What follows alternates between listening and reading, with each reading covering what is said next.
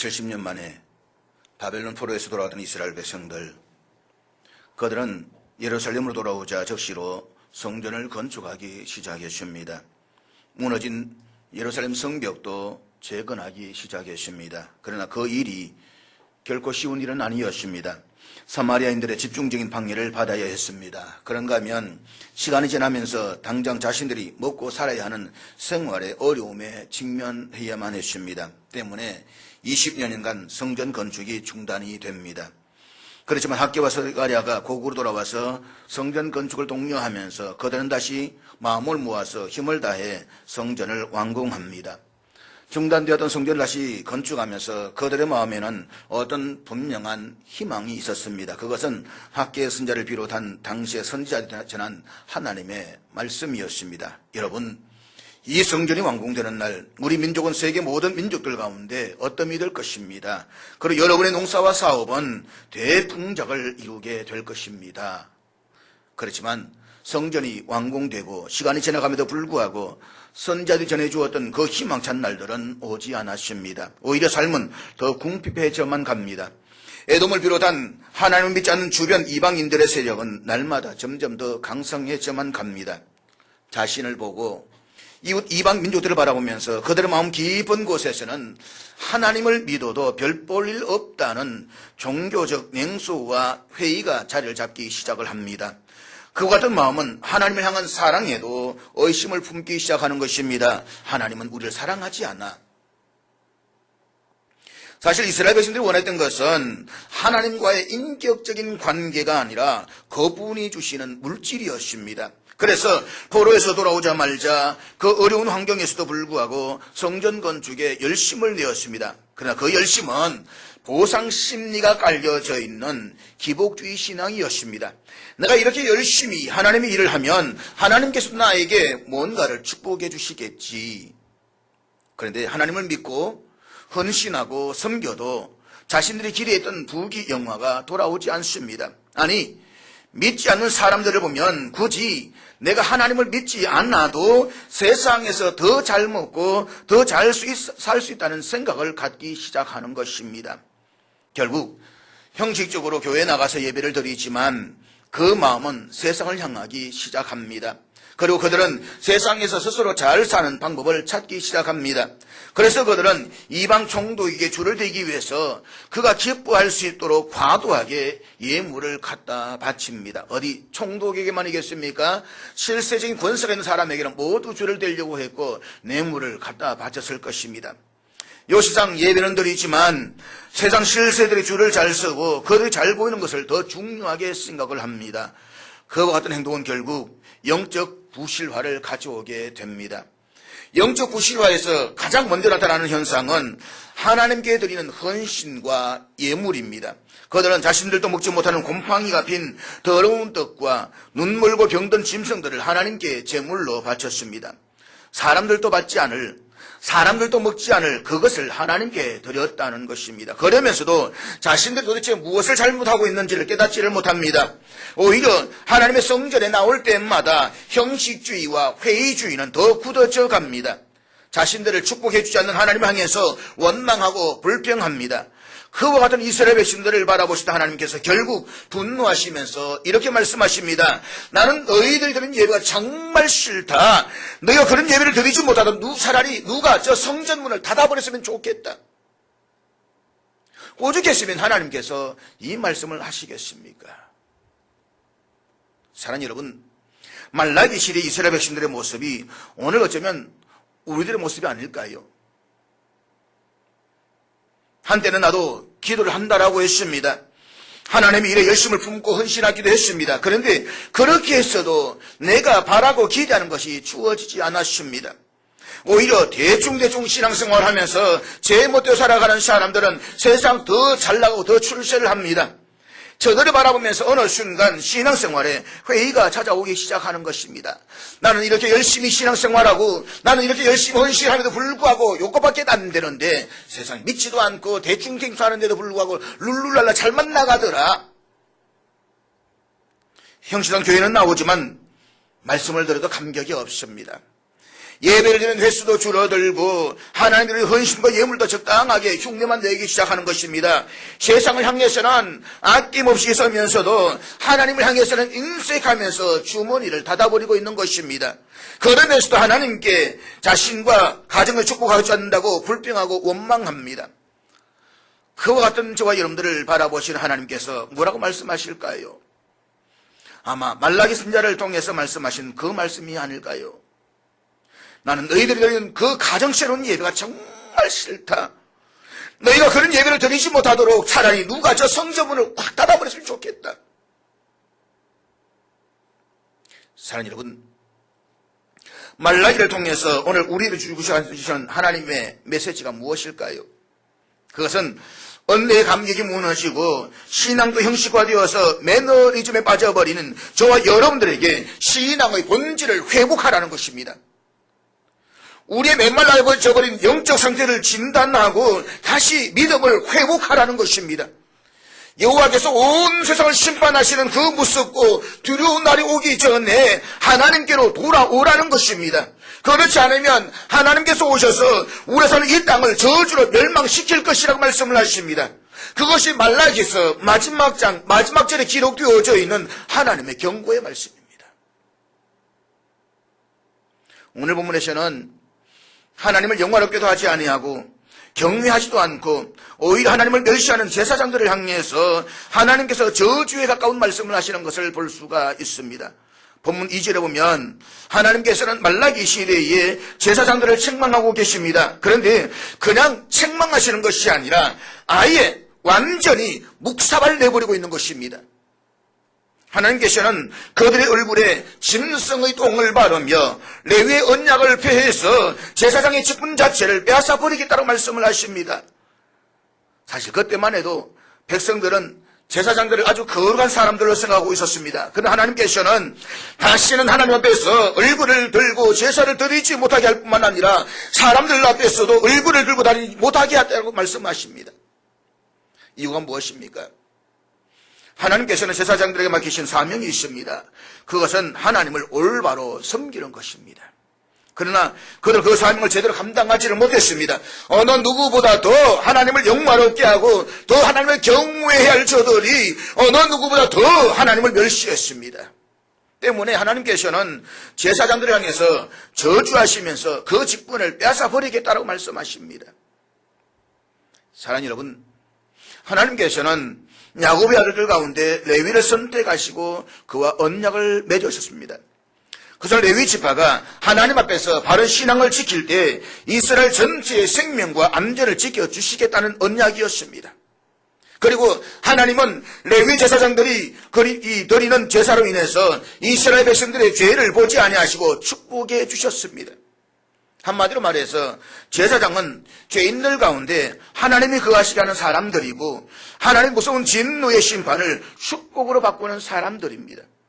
그들은 일종의 백혈구와 같은 존재였습니다. 우리 몸에 병균이 침투하면 백혈구가 나와서 싸워서 몰아내는 것처럼 이스라엘의 죄가 침투하면 그 죄와 싸워서 하나님의 심판을 막는 사람들, 그들이 바로 제사장들이었습니다.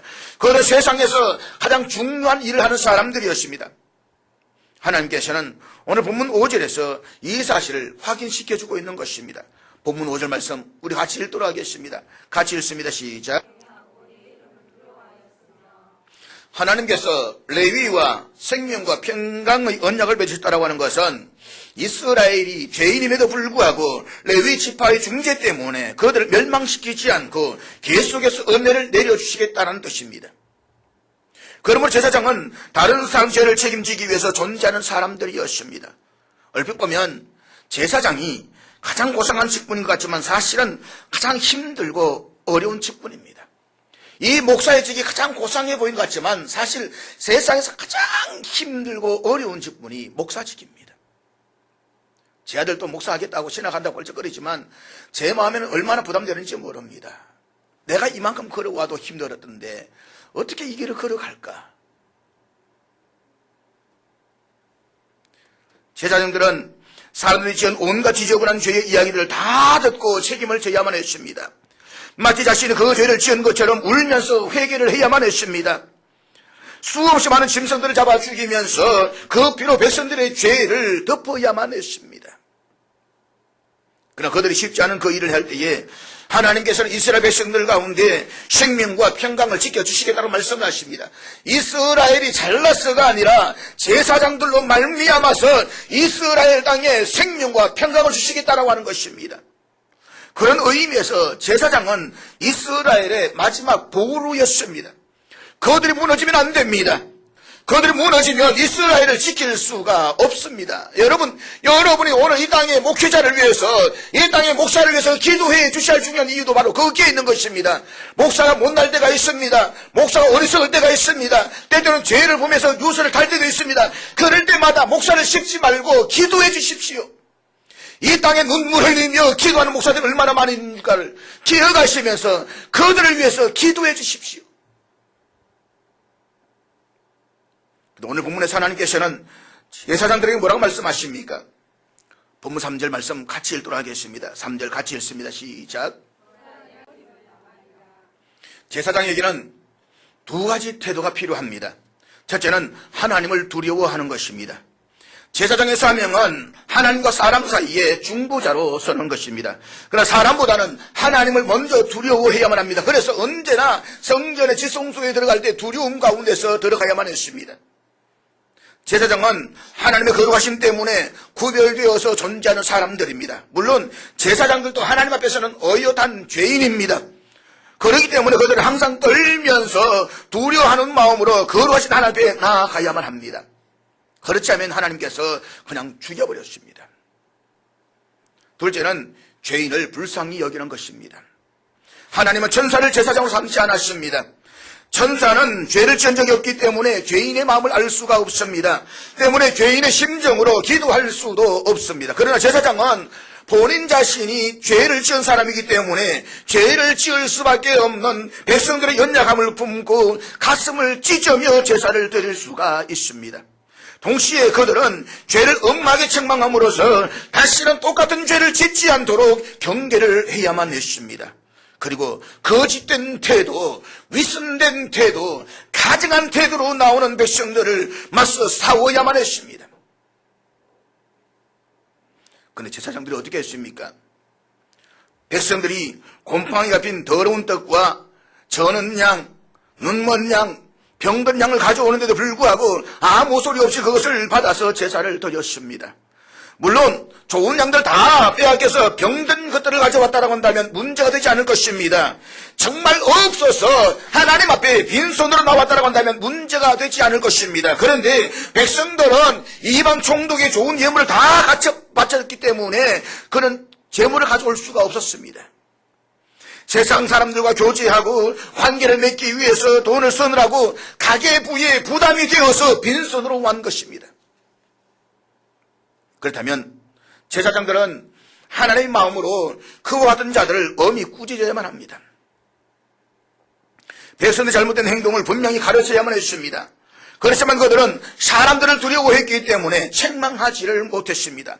괜히 책망했다가 그나마 드리던 제사마저 드리지 않으면 자기들만 손해가 아닙니까? 죄를 지어도 그나마 계속해서 교회를 나오는 것이 좋지 괜히 책망했다가 떠나가게 하는 것이 좋겠습니까? 그러니까 사람들의 마음을 상하게 하지 않는 수준으로 말씀의 수위를 현저하게 떨어뜨려 버렸다는 것입니다. 사랑하는 여러분, 우리가 경험하고 있는 바이지만 하나님과 사람의 중간에 선다라고 하는 것이 정말로 어려운 이야기입니다. 하나님 쪽으로 가까이 가면 사람들이 싫어하고 사람들 쪽으로 가까이 가면 하나님이 진노하십니다. 그래서 제사장은 늘 울 수밖에 없습니다. 한편으로는 하나님의 거룩하심을 생각하고 두려움에 떨면서 울 수밖에 없고 또 한편으로는 백성들의 연약함을 생각하고 그들을 불쌍히 여기면서 울 수밖에 없습니다. 제사장은 하나님 앞에서는 신랄하게 백성들의 죄를 용서해달라고 눈물로 기도하는 동시에 백성들 앞에서는 정직하고 신랄하게 그들을 책망해야 할 사람들입니다. 그런데 제사장들은 완전히 사람 쪽으로 넘어가 버렸습니다.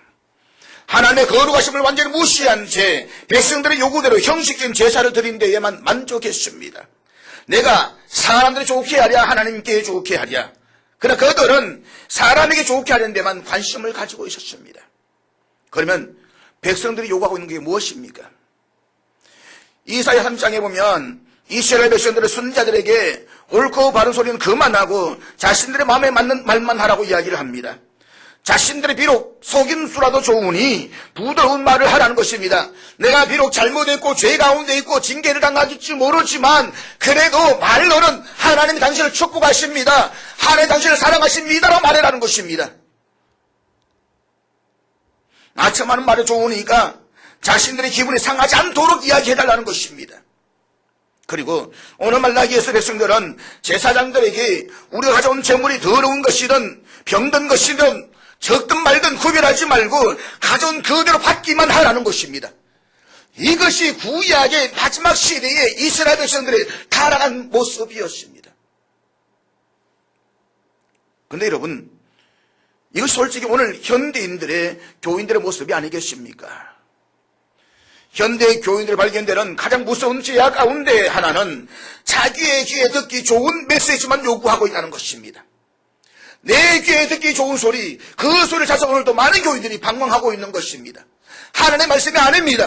내 마음에 충만한 이야기, 내 마음을 기쁘게 하는 이야기, 내 마음을 유쾌하게 하는 이야기를 해달라는 것입니다. 그래서 요즘 강대상에는 강단꾼들이 넘쳐난다라고 이야기를 합니다. 무엇입니까? 유머를 던지면서 웃기게 하고 또 울리게 하고 지었다가 짰다가 이 이야기, 그러면 설교 진짜 잘한다고 훌륭하다라고 이야기하는 것입니다. 그러나 로이드 존슨 목사님만 이야기한다면 그들은 사기꾼이요 강단꾼이라는 것입니다.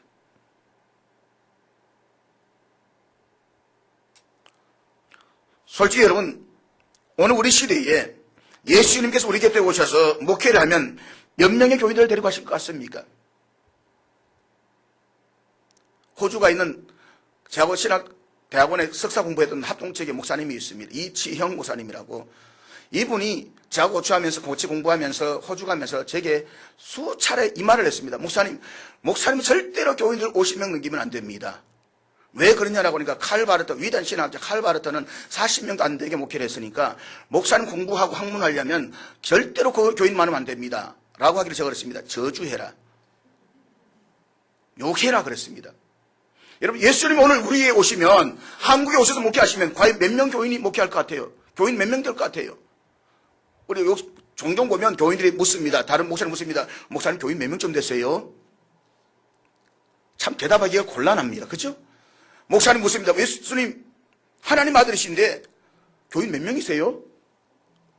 몇 명 올 것 같습니까? 여러분이라고 예수님께 가서 신앙생활 할 것 같습니까? 솔직히 할 것 같습니까? 어떤 분은 이런 이야기 했습니다. 그때는 그래도 몰라가지고 12명의 제자 남아있었지만 지금은 아마 12명도 없을 거다.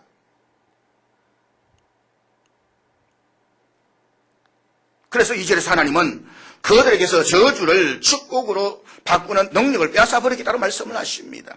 사랑하는 여러분, 하나님을 아버지로 믿는 자들에게는 특권이 있습니다. 그것은 우리가 남들을 축복할 때에 실제로 그 축복이 이루어지는 축복입니다. 내가 저를 위해서 기도하면 하나님께서 응답하실 것이요, 원수를 위해서 기도하시면 하나님께서 응답해 주실 것이요, 그 특권이 우리에게 있는 것입니다. 남들의 죄를 짊어지고 기도할 때 실제로 그들에게 하나님의 은혜가 임하는 특권이 있습니다. 그런데 하나님 앞에서 거룩함을 잃어버리면 그 특권도 사라져버립니다. 얼굴에 똥칠이 되어져 버렸기 때문에 하나님이 우리의 기도를 들으시기는커녕 얼굴조차 쳐다보지 않을 것입니다. 상상해 보십시오. 내 얼굴에 똥이 발라져 있다. 내 얼굴조차 내가 쳐다볼 것 같습니까? 사랑하는 여러분, 제사장은 사람들 편에 서면 안 됩니다. 하나님의 은혜가 임하시게 하려면 사람을 두려워하지 말고 정직하게 하나님 앞에 나아가도록 가르쳐야만 합니다. 그리고 백성들은 그렇게 선포되는 말씀과 가르침을 두렵고 떨림으로 받아들여야만 합니다. 그래야만 구원을 이룰 수가 있습니다. 사도 바울이 빌립보 교인들을 권면하고 있는 말씀이 바로 이것이지 않습니까? 항상 복종하여 두렵고 떨림으로 너희 구원을 이루라. 요즘 예배학에서 회중석이 강단을 좌우한다 라는 표현들을 잘 사용하고 있습니다. 회중석이 강단을 좌우한다. 다시 말해서 여러분들이 강단을 좌우한다 이 말입니다. 설교자가 하나님이 죄인들을 주시고 하는 말씀을 전하는 것이 아니라 회중이 듣고 싶어하는 말을 전한다는 것입니다. 회중이 싫어하는 말들은 다 빼버리고 재미있는 이야기나 성공한 사람들의 예화나 축복해 주는 말만 해달라는 것입니다. 그렇지만 여러분, 이 말은 틀린 말입니다. 그것은 성도들을 축복하는 길이 아니라 저주하는 길이며 성도들을 살리는 길이 아니라 죽이는 길이기 때문입니다. 기억하십시오. 회중석이 강단을 좌우하는 것이 아니라 강단이 회중들을 좌우해야만 하는 것입니다. 그래야만 구원을 이룰 수가 있습니다. 그래야만 하나님의 은혜가 임하게 되는 것입니다. 그래야만 생명과 평강이 넘쳐나게 되는 것입니다. 사랑하는 여러분, 제사장들의 올바른 사명이 무엇입니까? 오늘 7절에서 분명히 말씀하고 있습니다. 본문 7절 같이 읽겠습니다. 시작. 제사장의 사명은 말씀으로 백성들을 올바로 가르쳐서 하나님을 섬기고 거룩하게 살아가게 하는 것입니다. 제사장들은 하나님의 말씀을 입에 담은 하나님의 사자들입니다. 그렇기 때문에 제사장들은 하나님의 진리에 대한 전문가입니다. 그들의 입에서 돈을 버는 방법, 공부를 잘하는 방법, 건강을 관리하는 방법, 출세하는 방법에 대한 이야기가 나오면 안 됩니다. 오직 한 가지, 하나님의 진리의 법에 대한 말씀만 나와야만 합니다. 그래서 하나님의 말씀 앞에서 마음을 짓게 하고 혼과 영과 골수를 찔러 쪼개는 역사가 일어나게 만들어야 되는 것입니다. 뿐만 아니라 본문 6절에 보면 제사장의 올바른 사명은 화평함과 정직함으로 하나님과 동행해야만 합니다. 죄를 감추고 속이면 하나님과 동행할 수가 없습니다. 무슨 죄든지 정직하게 아뢰는 것이 하나님과 화평하게 동행하는 것입니다. 제사장도 죄를 지을 수 있습니다. 그래서 언제든지 하나님 앞에 정직하게 나아가 아뢰기만 하면 온전히 회복될 것입니다. 물론 치료받는 과정은 쉽지 않을 것입니다. 많은 고통이 따를 수도 있습니다. 어떨 때는 말로 표현할 수 없는 비참한 상태에 서야 할 때도 있을 것입니다. 그러나 기억하십시오. 과정은 쉽지 않지만 하나님 앞에 정직하게 내놓기만 하면 무슨 죄든지 용서받을 것입니다. 그런데 사람들은 남의 눈을 속이고 체면을 지키는 데만 급급하지 하나님이 나의 일거수 일투족을 다 보고 계시며 알고 계신다는 생각은 하지 않는 것 같습니다. 무소부지하신 하나님, 편지하시는 하나님, 불꽃 같은 눈동자로 지키시는 하나님, 졸지도 아니하 주무시도 아니하시는 하나님이라고 우리가 말하지만 정말 하나님이 내 형편을 보고 계신다는 그 생각은 우리는 하지 않는 것 같습니다. 이런 사람들은 반드시 남을 속이고 또다시 죄를 짓게 되어져 있습니다. 그러나 하나님 앞에 정직하게 나아가서 철저하게 회개한 사람은 얼마든지 새롭게 변화될 수가 있습니다. 제사장들은 바로 그것을 가르쳐 줌으로써 백성들을 죄에서 떠나게 하는 사람들입니다.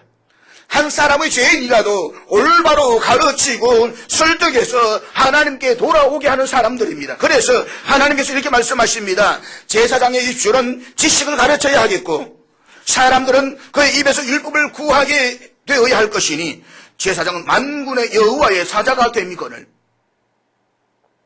오늘 보면 하나님께서는 제사장들을 가리켜서 만군의 여호와의 사자라고 했습니다. 그런데 이스라엘의 제사장들은 그 사실을 알지를 못했습니다. 하나님께서 사자로 불러주셨다고 한다면 무엇이 두렵겠습니까? 만일 하나님이 우리를 위하신다면 누가 우리를 대적하리요? 그렇습니다. 아무것도 두려울 것이 없습니다. 오직 하나님 말씀만 바로 전하면 되는 것입니다. 그런데 제사장들은 말씀을 붙들 때에 자신들이 얼마나 존귀하고 권세 있는 존재가 되는지를 몰랐습니다.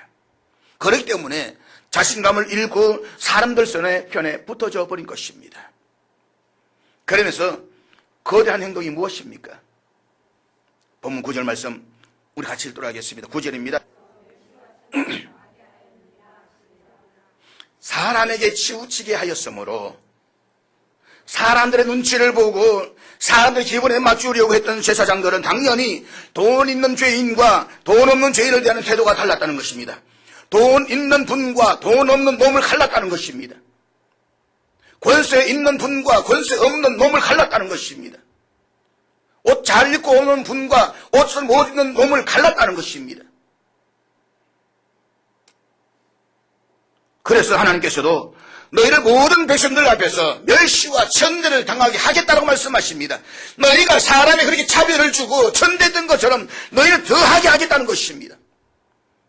사랑하는 여러분, 제사장은 하나님께서 그 백성들 가운데 임재하실 수 있도록 중재하는 사람들입니다. 그리고 백성들의 죄를 가지고 하나님 앞에 나아가서 제사를 드린 사람들입니다. 뿐만 아니라 백성들이 바른 길을 갈 수 있도록 하나님의 말씀으로 가르쳐야 하는 사람들입니다. 그러므로 이스라엘 백성들이 망하지 않으려면 군대보다 제사장이 있어야만 합니다. 그리고 그 제사장이 바로 써야만 합니다. 그에 불구하고 그들은 하나님을 가장 가까이서 믿는 것이 얼마나 영광스러운 직분인지를 생각하지 못하고 사람들 인정받고 대접받기를 더 좋아했습니다. 사람들 편에 붙어서 놀기를 좋아했습니다. 그래서 담대하게 말씀으로 나아가지를 못하고 사람들 눈치나 보고 비유나 맞추다가 결국 하나님과 사람들로부터 멸시와 버림을 당하게 된 것입니다. 그런데 오늘 본문 6절의 말씀을 추론해보면 제사장은 처음부터 그런 것이 아닙니다. 제사장은 처음에는 참되게 가르쳤습니다. 입술에서 남을 속이거나 거짓말을 하지 않았습니다. 그래서 많은 사람들을 죄악에 떠나게 했습니다. 그렇습니다. 제사장도 처음에는 하나님의 말씀을 정직하게 바로 전했습니다. 바로 신앙생활을 하지 않을 뿐만 아니라 잘못된 재물을 가지고 오는 백성들을 책망도 했습니다. 그러나 형식주의와 회의주의에 빠진 백성들이 듣지를 않았습니다. 제사장이 바르게 지적하고 가르치면 백성들은 그나마 가지고 오던 재물도 가지고 오지를 않았습니다. 오히려 거칠게 반항합니다. 결국 제사장들은 어차피 듣지도 않는 백성들의 태도를 대면하면서 말씀의 수위를 낮추기 시작합니다. 목구멍에 포도청이라고 먹고 살아야 되니까 그래서 저들이 듣기 좋은 소리, 기분 좋게 하는 소리만 전해야만 했다는 것입니다. 그러다가 백성들과 한 통속이 되어서 하나님을 멸시하기 시작합니다. 여러분, 이 멸시의 상황을 이렇게 한번 생각해 보시기 바랍니다.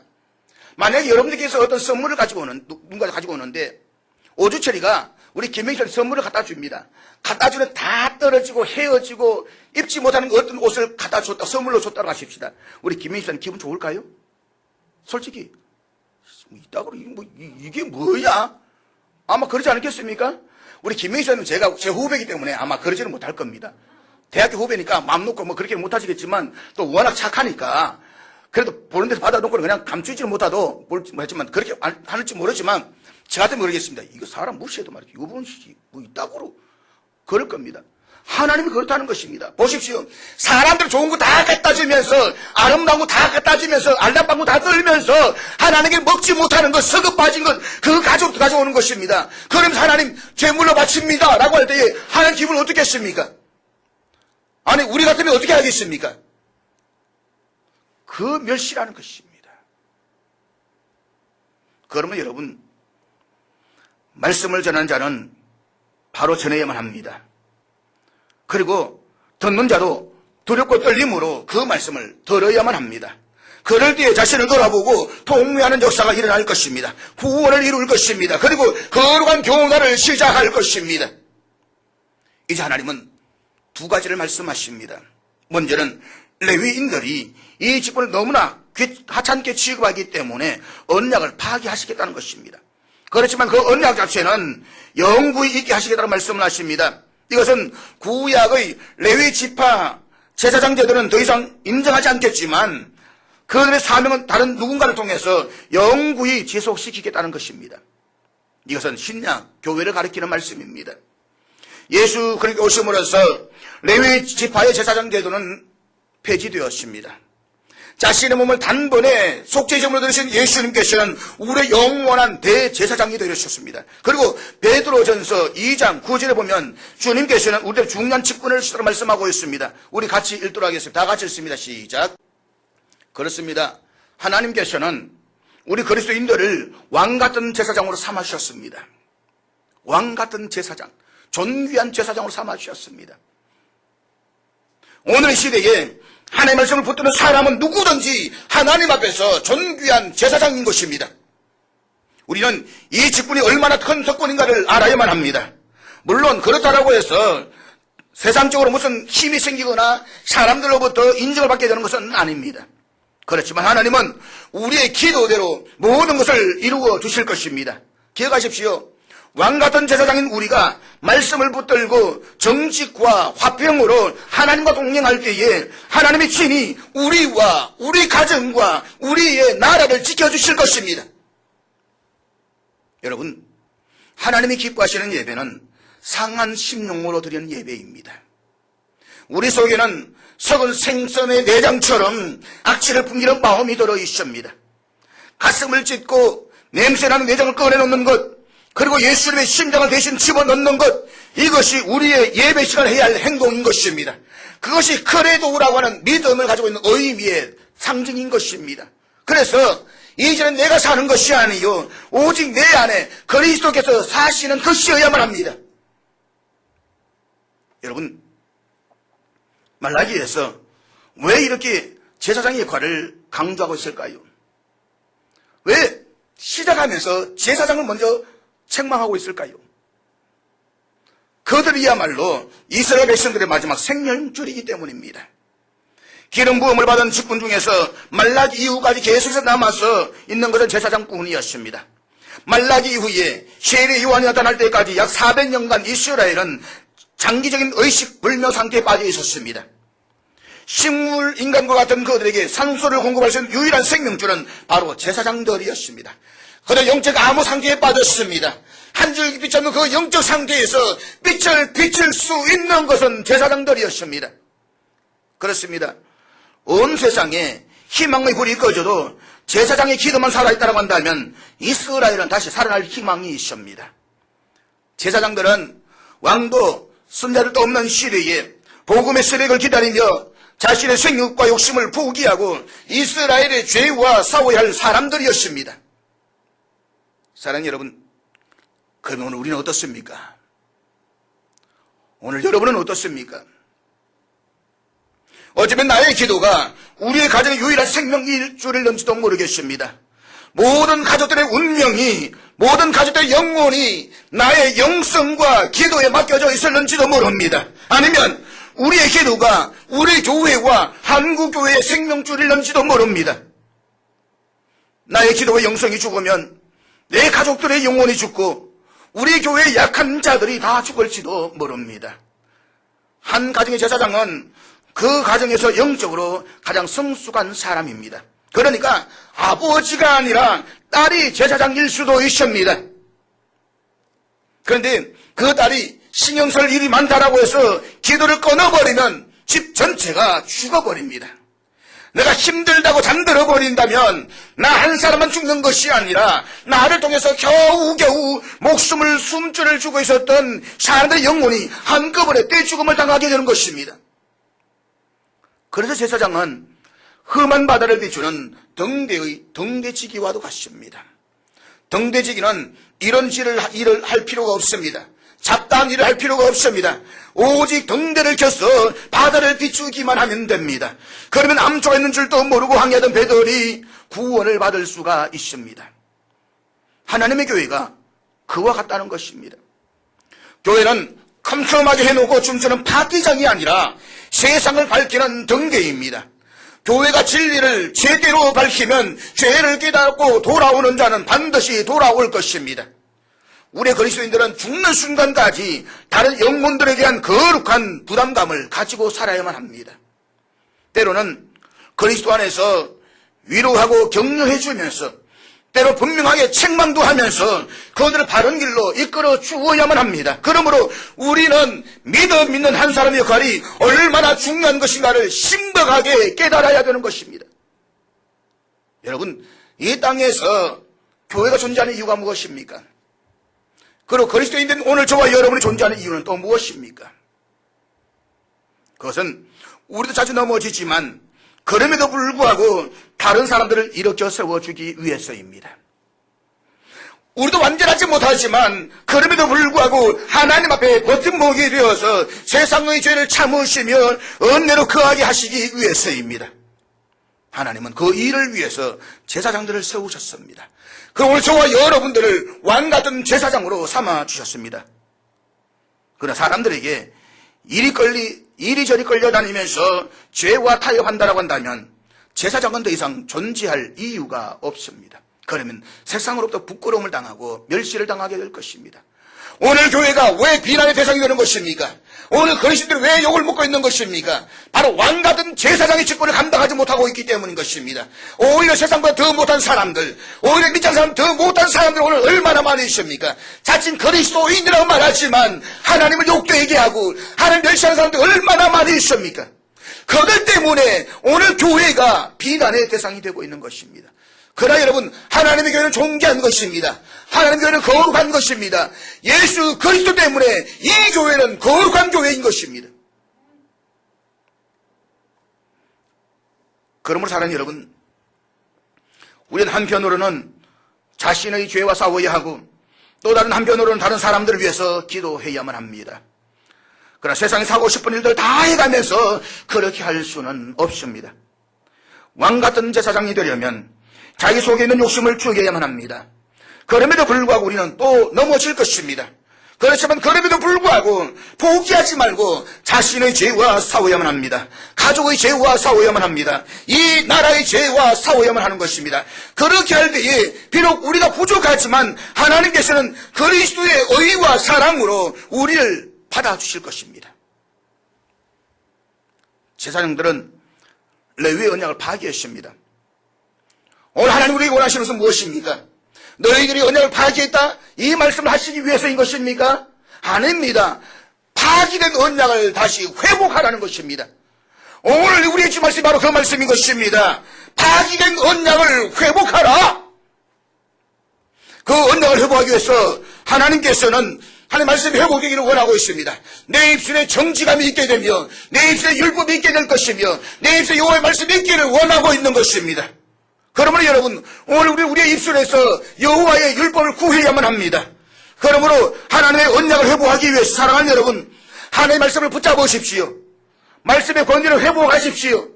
그리고 거룩하신 하나님 앞에 나와서 예배를 회복하십시오. 우리는 왕같은 제사장입니다. 그러므로 오늘 여러분의 기도가 가정의 생명줄입니다. 여러분의 기도가 교회의 생명줄입니다. 여러분의 기도가 이 나라, 이 민족의 생명줄입니다. 이 사실을 결코 잊지 마십시오. 내 기도 때문에 그나마 신앙을 유지하고 있는 사람들이 많이 있다는 사실을 여러분 한순간도 잊지 마십시오. 내 기도 때문에 그나마 믿지 않는 내 남편이 그나마도 그렇게 있다는 것을 잊지 마십시오. 내가 잠들어버리면, 내가 그마저 포기해버리면 그나마 힘들게 버티고 있던 사람들이 전부 사라지고 말 것입니다. 이 땅은 파멸당하고 말 것입니다. 사랑하는 여러분, 오늘 또 넘어오셨습니까? 성령의 능력을 힘입고 다시 일어나십시오. 이럴 수밖에 없는 우리의 연약함을 아시기 때문에 그리스도께서 오신 것입니다. 그리고 그리스도께서 당신의 의를 우리에게 덧입혀 주셨습니다.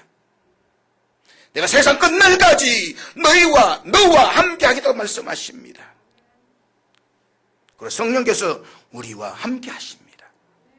그러므로 우리의 구겨진 옷 대신에 주님이 주신 의의 옷을 입고 나아가 기도함으로써 하나님의 은혜로 우리 가운데 임하실 수 있도록 왕같은 제사장의 사명을 온전히 감당하는 저와 여러분 될 수 있기를 주의 이름으로 축복합니다.